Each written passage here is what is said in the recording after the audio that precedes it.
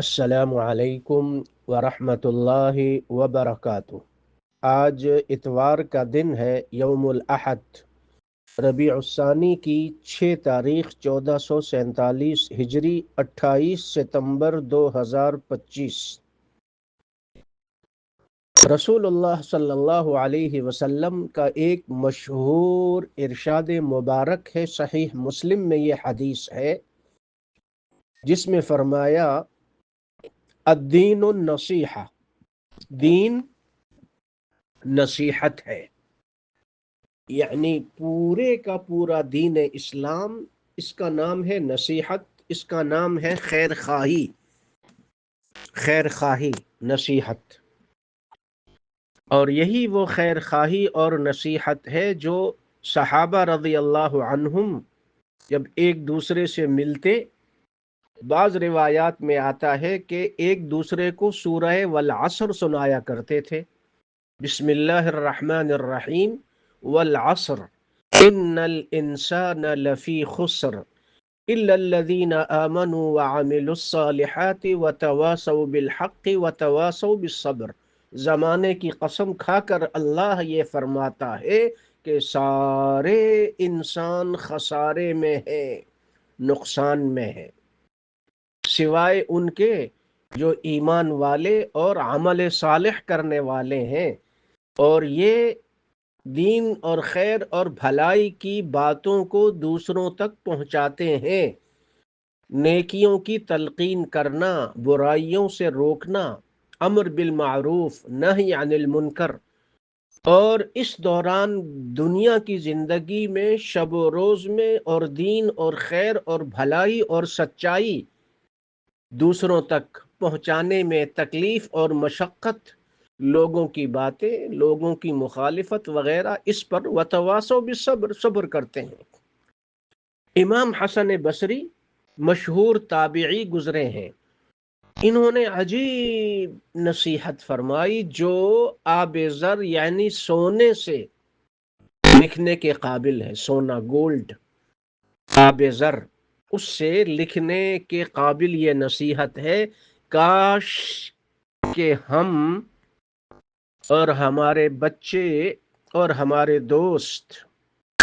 اس نصیحت کو سمجھ لیں۔ زندگی کے شب و روز اور زندگی کے اوقات اور گھنٹے ضائع ہو رہے ہیں موبائل پر، ادھر ادھر کی باتوں پر۔ آج فلاں جگہ تقریب ہے، آج فلاں جگہ پروگرام ہے، آج ادھر جانا ہے، آج ادھر جانا ہے۔ کاش کہ یہ تقریب، یہ پروگرام، یہ آنا جانا ایسا ہو کہ اس میں دین کی بات ہو جائے، اللہ کی بات ہو جائے، اللہ کے رسول صلی اللہ علیہ وسلم کی بات ہو جائے، خیر اور بھلائی کی بات ہو جائے۔ یہاں غیبت نہ ہو، یہاں جھوٹ اور فضول باتیں نہ ہوں، خیر اور بھلائی کی باتیں ہوں، تو پھر تو کیا کہنے، نور علی نور ہے، مگر ایسا کہاں ہوتا ہے۔ امام حسن بصری فرماتے ہیں کہ جس دن مجھے یہ پتہ چلا کہ جس راستے پہ میں نے جانا ہے وہ تنہائیوں، گھبراہٹ اور دہشت اور وحشت والا راستہ ہے، اور میرے ساتھ کوئی ساتھی نہیں ہے، اکیلا تنہا، تاریکی میں، اندھیرے میں، گھبراہٹ میں، وحشت میں، دہشت میں کیا کروں گا۔ جب یہ خیال آیا، جی ہاں، یہ خیال اور احساس ہی وہ دولت ہے جو کسی بندے کو اللہ کے قریب تر سے قریب تر کر دیتی ہے، اور گناہوں اور غفلت اور برائی سے ہٹا دیتی ہے۔ ایک لمحے کے لیے سوچئے، آج کی رات اگر آپ کی ہماری قبر میں آ جائے تو قبر میں ہم نے اپنے ساتھ لے جانے کا کوئی سامان بنایا ہے؟ قبر میں سینکڑوں ہزاروں سال پڑے رہنا ہے،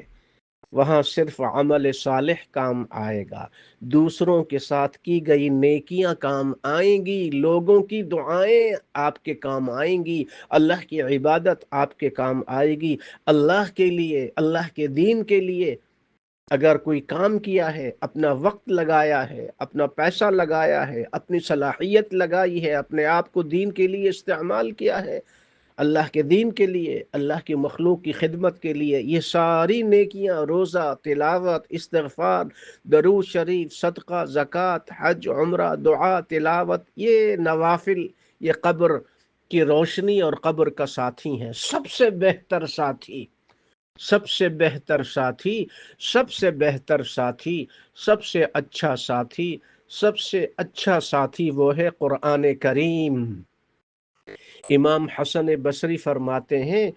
کہ علمت ان الطریق موحش، جب سے مجھے پتا چلا کہ راستہ گھبراہٹ اور تنہائی، اندھیرے والا راستہ ہے، وَلَيْسَ مَعِي أَنِيسٌ، اور میرے ساتھ کوئی انیس نہیں ہوگا، جلیس نہیں ہوگا، رفیق نہیں ہوگا، صدیق نہیں ہوگا، حبیب نہیں ہوگا، دوست نہیں ہوگا۔ فَحَفِظْتُ الْقُرْآنَ، تو میں نے قرآن کریم کو حفظ کرنا شروع کیا اور قرآن کو حفظ کر لیا۔ اللہ اکبر کبیرا والحمد للہ کثیرا وسبحان اللہ بکرۃ واصیلا۔ قرآن پڑھو، قرآن پڑھو، قرآن پڑھو۔ یہ قرآن قبر میں اگر ساتھی بن گیا، سیدنا عبداللہ ابن عباس رضی اللہ عنہما روایت کرتے ہیں، یہ ترمذی میں یہ حدیث ہے، ایک صحابی نے اپنی زمین پہ جا کے زمین کھودنی شروع کی، معلوم ہوا کسی کی قبر ہے اور قبر میں کوئی بندہ سورہ تبارک الذی، سورہ ملک 29ویں پارے کی پہلی سورت، تبارک الذی بیدہ الملک وہو علی کل شیء قدیر، یہ سورت پڑھ رہا ہے، مٹی ڈال دی اوپر۔ اور دوسرے دن فجر میں جب آقا علیہ الصلاۃ والسلام کو یہ واقعہ سنایا تو آپ صلی اللہ علیہ وسلم نے فرمایا کہ یہ صورت ہے ہی ایسی جو قبر کے عذاب میں ساتھ دیتی ہے اور قبر کے عذاب سے نجات دلاتی ہے، منجیہ، ناجیہ، سورہ تبارک الذی، قرآن قبر کا ساتھی۔ اسی لیے دیکھیے آپ کے پاس قرآن کا جو نسخہ ہوگا گھر میں، ذرا دیکھیے جو ہمارے ملکوں میں جو قرآن شائع ہوتے ہیں، ہمارے ملکوں میں، ایشیا میں، ان قرآن کریم کے نسخوں کے آخر میں دعا ہے، دعائے ختم القرآن، دیکھیے ذرا، دعائے ختم القرآن۔ بہت عرصہ قبل تلاش تھی کہ اس دعا کے بارے میں کوئی حوالہ مل جائے کہ یہ دعا